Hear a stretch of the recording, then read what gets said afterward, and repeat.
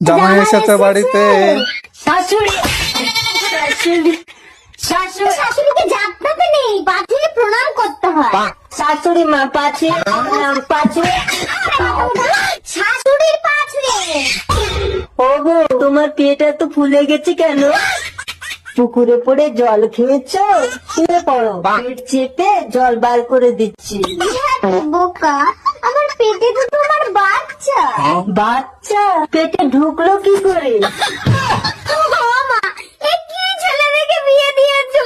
নিজের বাচ্চার খবর জানে না, লোকে তো আমাকে বদনাম দেবে। জামাই বাবা, মাত্র কদিন মাসির বাড়ি গিয়ে সব ভুলে গেলে। শাশুড়ি মা, তোমার পেট ফোলে না কেন? তোমার শ্বশুর তো মারা গেছে বাবা। শাশুড়ি মা, তোমার একটাও বাচ্চা হয়নি? বলে কি? শাশুড়ি মার এত বড় বাচ্চা হয়েছে। আমার পাল্টে গেল বলে। এ ভাই, এতদিন জানতাম শপিং মলে, রেস্টুরেন্টে, বারে ভালো ভালো মেয়ে রাখলে হেভি ধারণা চলে। এখন তো দেখছি ভিখারিরাও আইটেম রাখছে। কি ব্যাপার, কত ঘন্টা ডিউটি? ওভার টাইম হয়? কাকা, হেভি কালেকশন মাইরি।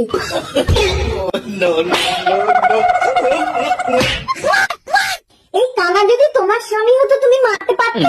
তোমার আদরের কানা তোমার শাড়ির তলায় রাখো, আমার পেছন ধরেছে কেন? তুমি যা বিজ্ঞাপন দিচ্ছ, মরা মানুষে উঠে তোমার পেছনে ছুটবে। কানা তো দেখে কি করে বিজ্ঞাপন? কানা বলে কি চোখে দেখে না? তার মানে অন্ধ সেজে বিক্রি করছো? কত লোক ভদ্র সেজে মানুষকে ঠকাচ্ছে, আর আমরা তো সামান্য অন্ধ সেজে ভিক্ষা করছি।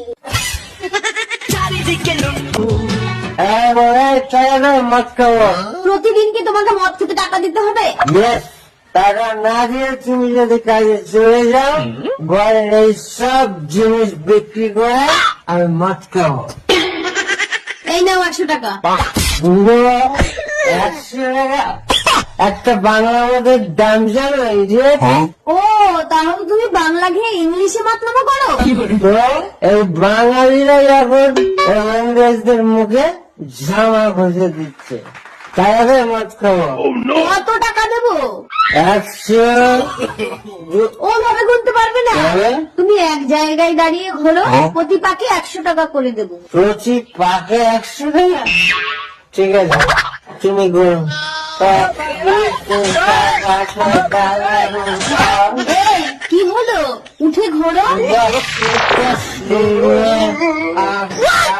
কি গো, কথা হলো, টাকা নাও। আমি আর মদ খাবো না, মাথাটা ভীষণ ঘুরছে।